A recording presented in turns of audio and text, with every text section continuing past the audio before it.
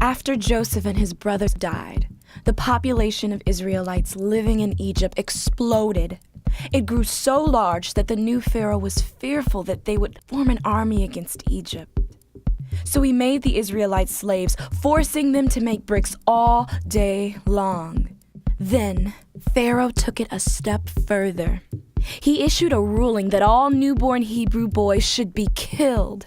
Soon after that, an Israelite woman gave birth to a son. Fearful he would be killed, she put him in a basket and placed him in the Nile River. The basket floated downstream and was found by Pharaoh's daughter. She raised the boy in Pharaoh's palace as if he were her own child. She named him Moses. Years later, Moses saw an Egyptian beating an Israelite slave. Moses became angry and murdered the Egyptian.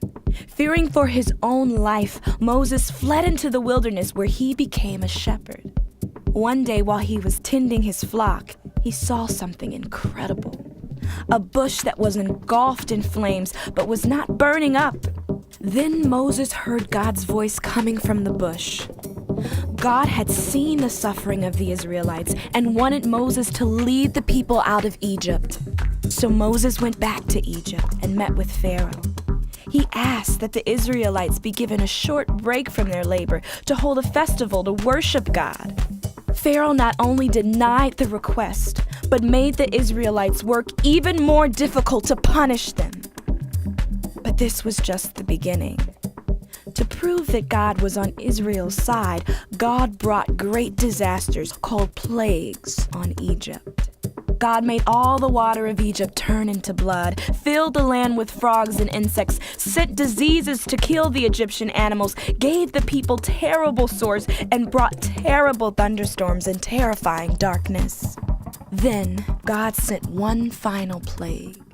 God protected the Israelites by giving instructions to each family to take a perfect sheep, sacrifice it, and put its blood on the door frames of their houses. The Israelites did what God commanded.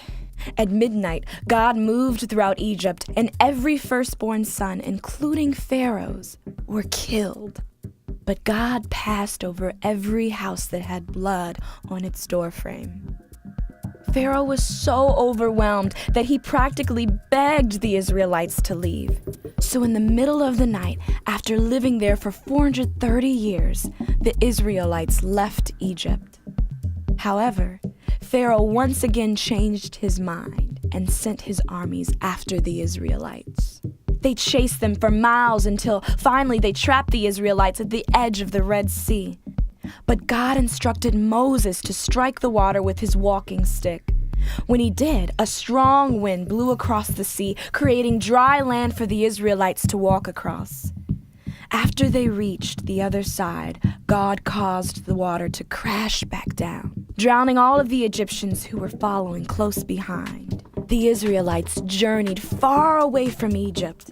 Along the way, God took care of them, giving them quail in the evenings and flaky bread called manna in the mornings. Many times the Israelites complained about their living conditions, but Moses would remind them of God's goodness and continue to lead them toward the land God had promised them.